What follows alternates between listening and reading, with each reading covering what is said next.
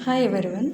ನಾನಿವತ್ತು ಬೆಳಗಿನ ತಿಂಡಿಗೆ ಮೈಸೂರು ಮಸಾಲೆ ದೋಸೆ, ಕೆಂಪು ಚಟ್ನಿ, ಕಾಯಿ ಚಟ್ನಿ ಮತ್ತು ಆಲೂಗೆಡ್ಡೆ ಪಲ್ಯನ ಮಾಡ್ತಾಯಿದ್ದೀನಿ. ಸೊ ಅದನ್ನು ನಿಮ್ಮ ಜೊತೆನೂ ಶೇರ್ ಮಾಡೋಣ ಅಂತ ಬಂದಿದ್ದೀನಿ.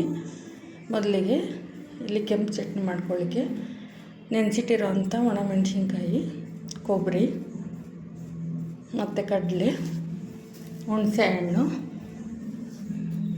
ಬೆಳ್ಳುಳ್ಳಿ ಮತ್ತು ಜೀರಿಗೆ, ಸ್ವಲ್ಪ ರುಚಿಗೆ ತಕ್ಕಷ್ಟು ಉಪ್ಪು ಮತ್ತು ಸ್ವಲ್ಪ ಕೊತ್ತಂಬರಿ ಸೊಪ್ಪು ಸೇರಿಸಿ ಚಿಕ್ಕದಾಗಿ ರುಬ್ಬಿ ತೊಗೊಂಬರಬೇಕು. ನೋಡಿ, ಚಟ್ನಿ ರೆಡಿ ಆಯಿತು. ಯಾರೆಲ್ಲ ನನ್ನ ಚಾನಲ್ನ ಸಬ್ಸ್ಕ್ರೈಬ್ ಮಾಡದೆ ನೋಡ್ತಿದ್ದೀರಾ, ಪ್ಲೀಸ್ ಸಬ್ಸ್ಕ್ರೈಬ್ ಮಾಡಿ, ಹಾಗೆ ಬೆಲ್ ಐಕನ್ ಪ್ರೆಸ್ ಮಾಡಿ. ಇದರಿಂದ ನಾನು ಹಾಕೋ ಹೊಸ ವೀಡಿಯೋ ನೋಟಿಫಿಕೇಷನ್ ನಿಮಗೆ ಬರುತ್ತೆ, ನೀವೇ ಫಸ್ಟ್ ವೀಡಿಯೋನ ನೋಡ್ಬೋದು.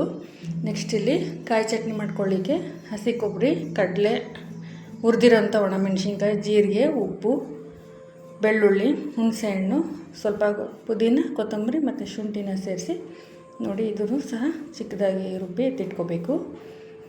ನೆಕ್ಸ್ಟ್ ಈ ಕಡೆ ಆಲೂಗೆಡ್ಡೆ ಪಲ್ಯ ಮಾಡ್ಕೊಳ್ಳಿಕ್ಕೆ ಪ್ಯಾನ್ ಬಿಸಿಗಿಟ್ಟು ಸ್ವಲ್ಪ ಎಣ್ಣೆ ಹಾಕಿ ಕಡಲೆಬೇಳೆ, ಉದ್ದಿನಬೇಳೆ ಮತ್ತು ಸಾಸಿವೆ, ಜೀರಿಗೆ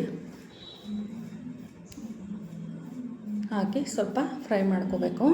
ಕಡಲೆಬೇಳೆ ರೋಸ್ಟ್ ಆದ ನಂತರ ಅದೇ ಹೆಚ್ಚಿಟ್ಕೊಂಡಿರೋಂಥ ಹಸಿಮೆಣಸಿನ್ಕಾಯಿ ಮತ್ತು ಸ್ಲೈಸಾಗಿ ಕಟ್ ಮಾಡಿರೋಂಥ ಈರುಳ್ಳಿ, ಕರಿಬೇವನ್ನು ಸಹ ಸೇರಿಸಿ ಫ್ರೈ ಮಾಡಬೇಕು.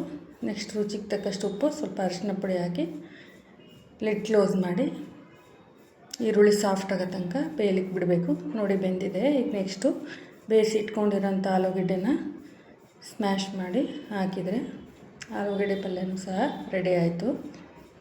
ನೋಡಿ, ಲಾಸ್ಟಲ್ಲಿ ಕೊತ್ತಂಬರಿ ಸೊಪ್ಪು ಹಾಕಿದರೆ ಆಲೂಗೆಡ್ಡೆ ಪಲ್ಯ ಸಹ ರೆಡಿ ಆಯಿತು. ನೆಕ್ಸ್ಟ್ ಈ ಕಡೆ ತವಾ ಕೂಡ ಕಾದಿದೆ.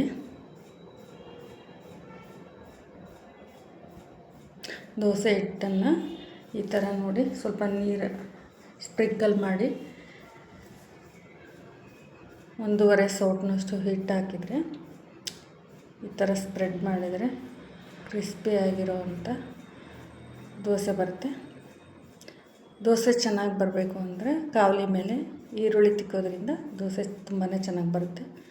ಈ ಥರ ಸೈಡಿಗೆ ಎಣ್ಣೆ ಹಾಕ್ಬಿಟ್ಟು ಕೆಂಪು ಚಟ್ನಿ ಹಾಕಿ ಸೆಂಟ್ರಲ್ಲಿ ಆಲೂಗೆಡ್ಡೆ ಪಲ್ಯ ಹಾಕಿದರೆ ಕ್ರಿಸ್ಪಿಯಾಗಿರೋವಂಥ ಮೈಸೂರು ಮಸಾಲೆ ದೋಸೆ ರೆಡಿ ಆಗುತ್ತೆ. ನಿಮಗೆ ದೋಸೆದು ಏನಾದರೂ ಡೀಟೇಲ್ಸ್ ಬೇಕಂದರೆ ಡಿಸ್ಕ್ರಿಪ್ಷನಲ್ಲಿ ಹಾಕಿರ್ತೀನಿ. ಇಂಟ್ರೆಸ್ಟ್ ಇದ್ದವರು ಪ್ಲೀಸ್ ಹೋಗಿ ಚೆಕ್ ಮಾಡಿ. ನೋಡಿ, ದೋಸೆ ರೆಡಿ ಆಯಿತು. ಮೇಲೆ ಬೆಣ್ಣೆ ಮತ್ತು ಕಾಯಿ ಚಟ್ನಿ ಜೊತೆ ಸರ್ವ್ ಮಾಡಿದರೆ ತುಂಬಾ ಚೆನ್ನಾಗಿರುತ್ತೆ.